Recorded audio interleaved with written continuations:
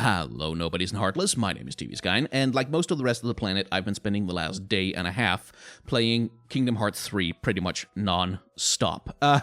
There will be no spoilers in this video, no story cutscenes, nothing whatsoever. I'm only going to be using footage from areas that have already been revealed in the trailers, so if you've been watching the trailers at all, nothing in this video is going to be a holy crap, I didn't know this was in the game moment for you. So don't worry about that. No cutscenes, no story discussion, no spoilers. If you want a yay or nay about whether to buy the game, that's a slightly more complicated issue. If you're a Kingdom Hearts fan, absolutely yes, just go and get it. Just go and get it right now. It's really, it's a joy to play. They fixed so much of what has been wrong with the previous games in the series. And if you're, have a reasonable cognition of what the heck the story is about, then you can follow through and play the game just fine. If you're not a Kingdom Hearts fan, or if you're someone who feels like story is kind of important to the game and important to the enjoyment of the game, you might want to invest in one of the HD collections of the older games instead and play through those first, because Kingdom Hearts 3 is not interested in bringing new people into the story whatsoever. And in that case, maybe hold off until a sale or something like that. The gameplay is absolutely gorgeous. The aesthetics are absolutely gorgeous, and we're going to get into that in just a moment. But if you want a simple yay or nay, I enjoyed it a hell of a lot. I'm still enjoying it a hell of a lot, and I'm giddy and besides myself with joy at this game, but it's also because this game does a lot of things that I really, really like, which we'll talk about as we get into the footage right now. So, we're going to start this little discussion in Andy's room in the Toy Story world, because look at that. Make sure you get my good side. Just look at that. Look at how perfectly recreated this is. The thing that's been blowing my mind about Kingdom Hearts more than anything else is how astonishingly gorgeous and perfect the recreations of the Disney worlds have been so far. It is visually and aesthetically, it's a masterpiece. It's absolutely astounding, and I am the easiest lay in the world for this kind of thing. Like, I am so easy to impress with this stuff that, like, no, I'm gonna forgive the game a lot of other stuff because it gets its visuals so incredibly right. It gets the visuals so right, in fact, that I think a lot of people aren't really going to notice just how good the animation and visuals in this game are because they feel so effortlessly perfect. But I just want to stress to you the level to which the animation of characters like Buzz and Woody in the Toy Story world, and indeed other characters that you come across in the other worlds, how perfectly observed, how perfectly recreated it is. I know Pixar worked with Square to recreate the game, and one of the ways you can see that is if you take a look at this corkboard. If you find this corkboard in one of the films, you will see that it is exactly the same corkboard. Like, the drawings that you've got up there of Woody and Buzz, you can get those as prints, like prints from the film. And the bedspread here, that was one of the things that really blew my mind, is just that perfect recreation of something as simple as just like the print on a bedspread from a film that I watched when I was, like 7 or 8 years old or something like that. And I spent a lot of time in the Toy Story world just doing this, just wandering around, just looking at stuff, just observing just the maddeningly meticulous, almost insane level of attention to detail that Square put into this game. Like, I can't even begin to express how impressive it is what they've managed to do with this game from a visual perspective. And indeed from the voice actors are doing a really stellar job in this game. The writing of dialogue in this game is a lot better than it ever has been in a Kingdom Hearts game. We're not going to discuss the dialogue, of course, but just the phrasings and the way that the cutscenes play out and stuff like that, it feels much better than it ever has. In another bit of aesthetics, look how big this area is. Kingdom Hearts has always been plagued by very small environments, and that's partly because, they are PS2 games, the two first ones, and the rest of them have pretty much been handhelds, all of them. So, of course, they've been limited by memory, and they've always had small environments with very limited numbers of characters, with very limited numbers of effects and stuff like that. Kingdom Hearts 3 is the first game that really, truly breaks free from those limitations, and you get these enormous environments that feel amazing to run through, because Sora's movement speed has been, like, doubled since the last game, and he's got a ton of interesting movement options to get around with. So it just feels wonderful, and you feel very free, and you feel like you're a part of like these huge worlds, rather than just like a lot of Kingdom Hearts worlds in the previous games could often feel like they're just a series of interconnected rooms that you kind of walk through. Especially I'm thinking of something like Wonderland from the first game, which literally was just a series of rooms. This feels a lot more like you're running around in worlds, like you're running around inside the Disney worlds, inside the films. And without discussing the story spoilers, by the way, generally, the stories in the Disney worlds have been a lot stronger this time around, too. Oh, all right. Square managed to get a little bit of advertising for themselves into the Toy Story world, which I just thought was kind of funny. But yeah, the storytelling in the worlds themselves has been a lot stronger, too. Like, it's not like Kingdom Hearts 2, where you were kind of just playing through abridged versions of the original films. It's much more like you're playing extensions of the kinds of things that happened in those stories.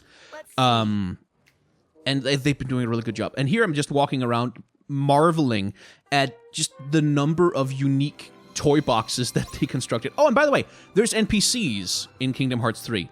There's there are areas in this game where you will go and there will be just people there walking around like it's a town or a city. Which, again, older Kingdom Hearts games didn't do this. They didn't have the memory space or whatever for it. But this game, you go to places and they feel populated. They feel like, okay, there's actually people here. This is a world in which people live. And so every part of the game feels much more vibrant and alive than it ever has done in the past. And we're not done talking about how pretty this game is. Look at this. I mean, just look at it. That's being rendered in real time on a console that I've got sitting in my goddamn room. And yeah, the characters like occasionally look a little bit plastic because of the Unreal Engine and the lighting and the very simplistic character designs. The characters occasionally don't look 100% naturalistic and occasionally a little bit awkward, and there's a little bit of uncanny valley, but generally, I can't shut up about how good the visuals are in Kingdom Hearts 3. Like, I'm going to be doing videos about the cutscenes. I'm going to be doing animation breakdowns. I'm going to be just gushing over them because... And it kills me that I can't show you cutscenes in this video because I want to talk about them so bad. But instead, we're going to be talking about the combat system. Because the combat system is really the only place where I feel like I have a criticism of Kingdom Hearts 3 that matters. Like, criticizing the story for being convoluted is the coldest take in history. Everybody knows it's convoluted and kind of nonsensical, and we'll be talking about that in later videos as well. But the combat system might be... It's a kind of complicated critique I have of it, because I'm having so much fun in this footage, you don't even know. It feels amazing to fight in this game. It feels amazing to move around. It feels amazing to kick enemy ass. You generally fight a lot of enemies at a time in this game. Like, you're generally dealing with groups of like 10 or 20 Heartless or, you know, whatever. That spawn in. So you get these big melees that are just wonderfully chaotic, where you can just button mash your way around. And it almost feels a lot like a Dynasty Warriors game in some instances, where it's like you're mowing through these enemies that can't really do a lot to stand up to you. And it feels great.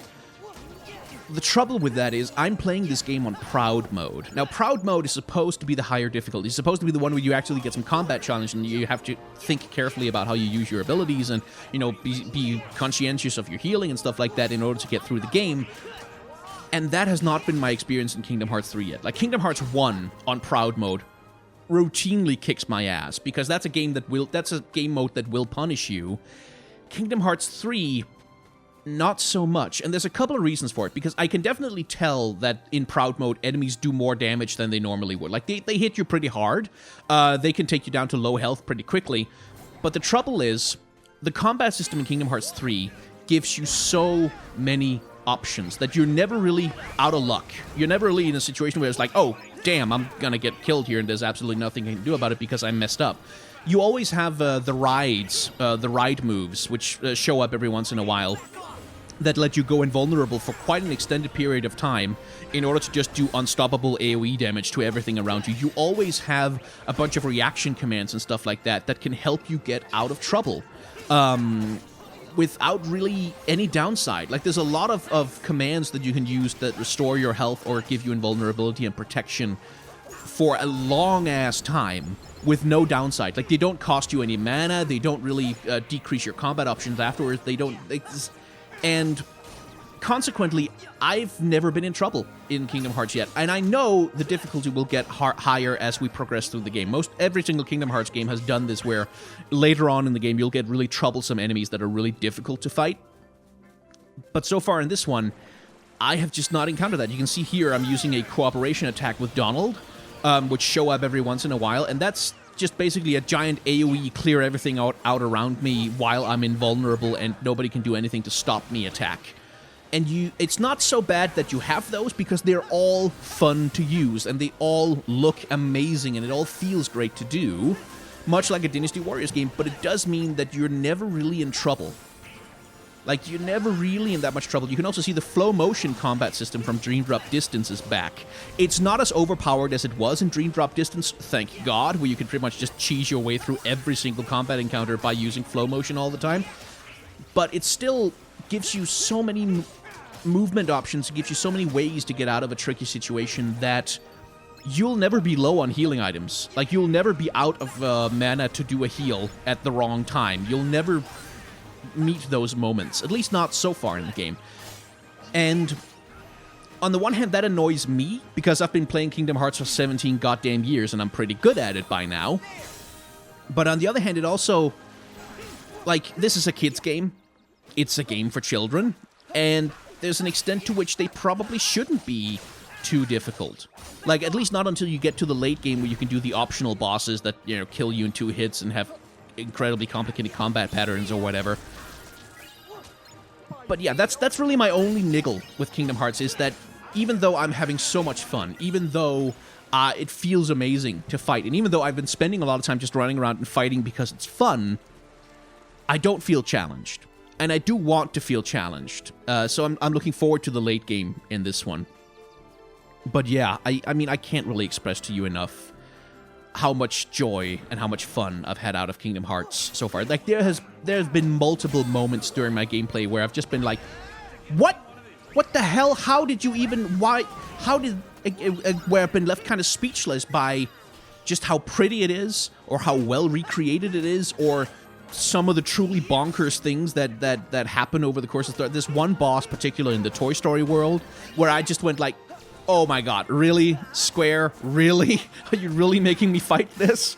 And there's been some great moments. I've had a lot of fun with it. I'm going to be talking about Kingdom Hearts 3, not only for a long time in each of the videos I'm going to be making, but for a long time to come, because it's taken them like a decade to get this goddamn game out, and I can't believe it feels like it might have been worth the wait. Now, I've heard people talking about the story, like the reviewers. Oi, something stuck in my throat there. I've heard reviewers talking about that the story didn't really satisfy them, or it didn't really make the thing worth it for them.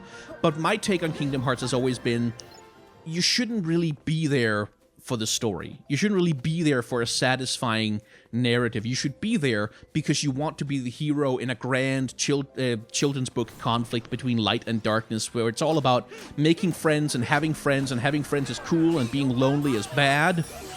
So I don't know that saying, oh, the story isn't super satisfying is really a meaningful criticism when it comes to Kingdom Hearts. But, you know, maybe that's just me. Hey, thank you very much for watching. Like I said, I've been obsessed with this game for the last day and a half, and I'm gonna be obsessed with it for multiple weeks to come. So get ready for more Kingdom Hearts videos on this channel. If you enjoyed this Kingdom Hearts video, and you will enjoy other ones in the future, you can like and subscribe and comment and do all of that YouTube stuff that helps me out because of algorithms and stuff that I don't really understand, because I'm a video man and I'm not really an algorithm guy. But if you want to do that, I'd be very grateful. If you want to help me pay rent and have food and wear pants, which is something that people around me have told me they very much appreciate when I do that, then you can head on over to Patreon and pledge. If you have $1 a month that you don't need, then I'd be very grateful to receive that dollar for my pants savings so that I can buy pants. I don't know why I'm so obsessed with pants. But if you don't want to do the recurring subscription thing every month, then if you want to give me just a tip to say, hey, you made a nice video, well done, you can head on over to Ko-fi with the link down in the description. You can give me a little one-time tip over there if that's more your jam. Of course, if you don't want to do that, or you're not able to do that, well, really, all I have to say to you is thank you so much for watching the video this far. I'm really happy that I get to do this, and you are helping me do this just by watching, so big thumbs up to you. If you have not enjoyed this video, well, of course, that's completely okay. There is a dislike button down below, although I should warn you that the dislike button is a path to darkness, and darkness is a powerful force in people's hearts. Once you let the darkness in, once you let the darkness take you, you may never come back. Thank you very much for watching.